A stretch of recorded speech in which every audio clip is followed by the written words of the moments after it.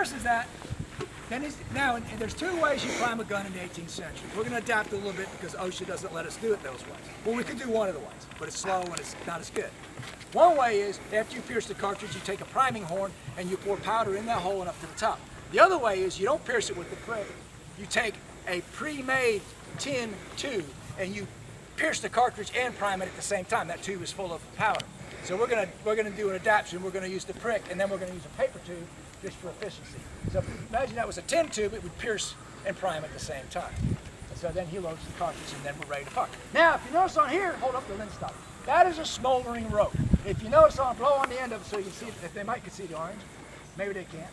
But that thing is, there's several different recipes of black powder, urea, and whatnot, but it's in that rope and it burns hot, and you can't blow it out. If you blow on it, it burns faster. And the only way to put it out is to crush it out or drown it out. And that thing there burns hot. And you can see it's a 1/2-inch rope. And we're going to stick that right on the prime.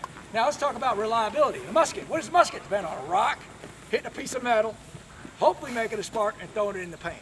We're sticking fire right on black powder. And if that's not working, we got something else. Where's the cannonball? That's loaded in the cartridge. All right. We got this thing, it's called a port fire holder. And then here would be a port fire. It's kind of like the modern day road flare. When that thing's lit, it burns hot. You can't put that out. You can stick that in water, pull it out, still burn. You got it. And then what they do is they have to cut it off when they're done with it. That thing, when you're shooting that thing, and the neat thing about black powder, if it's pouring down rain, and black powder, and when we had it primed, he would have had his hand or his hat over that powder. So he just primed it with it. And now the command of fire, the guy with the port fire, because it's drizzling or misting a little bit, command of fire, he'd take his port fire and he'd go like that. And that's all he has to, he'd just go like that and set it off. If a raindrop hits black powder, the cool thing about powder is, if it dries out again, it's flammable. This thing here is going to dry and fire if the raindrop hits right in the middle. So you got from in the rain, 0. In a humid day, almost 0% reliability in a musket, to probably 90 to 80% in a nice light, misty day. A super downpour, I don't think everybody's having a hard time. But 100%, from misty day on down to dry, out of the can. So that's another reason why our chair is the king of battle. Anyway, okay. All right, so now we're going to get ready and we're going to actually fire a blanket charge. Now it's going to make a little pop. Sensitive to loud noises, small children, or pets, or hearing aids, it is going to make a pop. It's going to be a little bit louder than a musket. We're not really heavily loaded, just for demonstration purposes. We don't want to oh wow, we're going to make a really hurt your ears. No, we're not into that. But it will make a pop. The maximum load on this gun, historically, was 8 ounces of powder. The regular 3-pound was 12, which is a pound. 16, a pound. We're just using 6 on this. It'll make a pop, give the demonstration, but there's no sense in, tearing it out. But it will make a little pop. All right, have a care. We're going to do 1 2 by the numbers, and then we're going to do more of a field type loading. All right, fast forward, search, peace.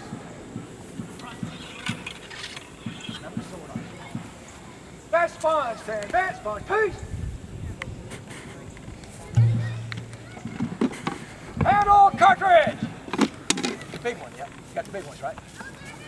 The ones are small. Load. No, other way. Fast ram cartridge. Pick a 5.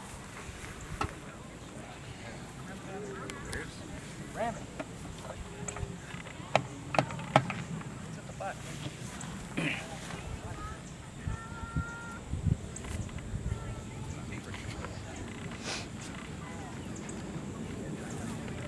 Right, ready. Here we go. Let's hear it. Fire! Fire! Charge food!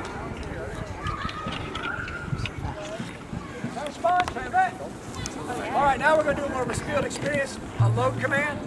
And I just had to clear it just so I could talk for a second. All right, we're going to start with the one on the load. So now we're going to do more of a load fire. This is what you do actually in battle. Because load fire. While the gunner, here's my elevation, here's my wingers. That's what he's doing the entire time. He's watching what he's not only firing, he's also watching what his rounds are doing, the effect on the infantry advancing him. Okay. All right, have a care. Load! Load! Battlefield command, load. Sorry.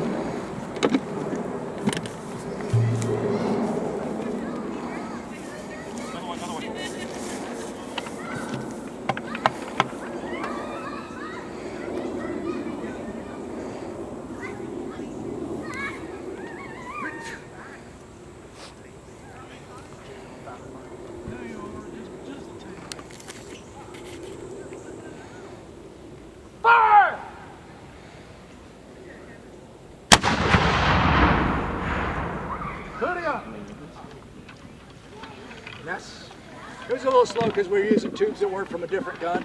So I apologize for that, but a good artillery troop can get out 10 shots a minute. Oh, man. You got the musket, what? How many does a musket can do? A good musketman? Yeah. A good artillery crew? Well, this is a bigger gun, what? We got, everybody watch the races? Let's say NASCAR. You know, everybody knows NASCAR, right? Let's have 2 cars. We got the musket man car and the cannon man car. All right, musket man car goes into the pit stop to get gas. He's got to stop his car, put it in park. He's got to get out. He's got to get his gas. He's got to get his tires. He's got to do whatever he got to do. Wash his wheel and get his own drink. Cannon man car pulls into the pit stop. He don't even get out of the seat. He's got a crew. And that's why 10 shots a minute out of a cannon. 1 out of a musket. All right, is there any questions? I'm going to take these out so I can hear it. I'm going to house them. Any questions at all? And if y'all want, we will have a cannon. And if you think of any questions later on, come on down and we can show you other things and talk to you and all that happy stuff. Woo! All right, y'all have a wonderful day.